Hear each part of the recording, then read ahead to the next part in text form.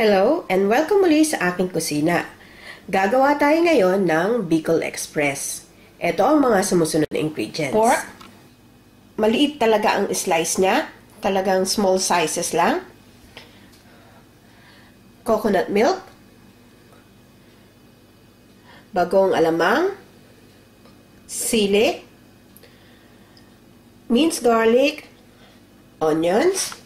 Salt and pepper to taste. Optional ingredients, pork cubes.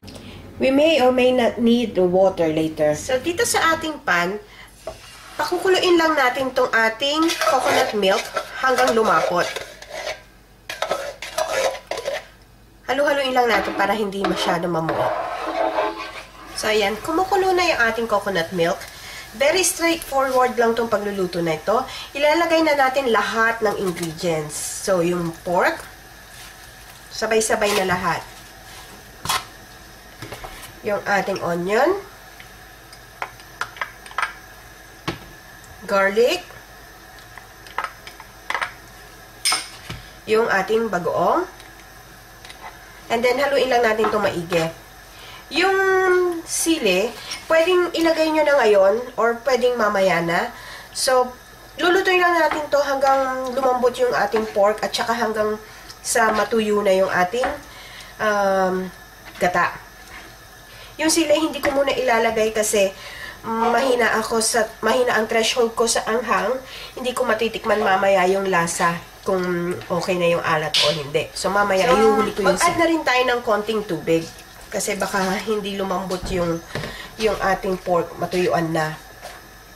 So medium heat lang tayo para slow cook. Halu-haluin lang natin itong ating meat.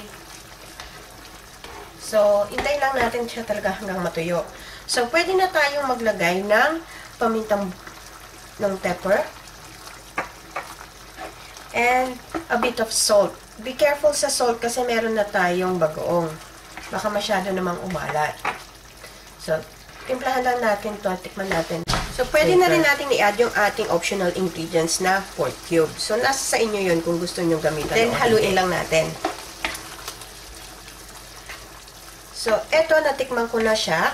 Okay na sa akin yung alat, yung timpla. So, pwede ko na ngayon ilagay yung sili. Itong sili, depende sa inyo kung gaano nyo kaanghang gusto.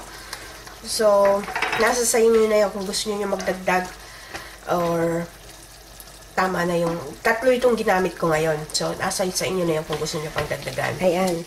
Medyo malapit ng matuyuan yung ating Bicol Express. So, patutuyuin pa natin ito na talagang tuyo-tuyo. Then, balikan natin. So, ayan. Medyo tuyo na yung ating Bicol Express. Pero, patutuyuin pa natin siya talaga na talagang tuyong-tuyo. So, yung aking apoy ay talagang napakahina lang.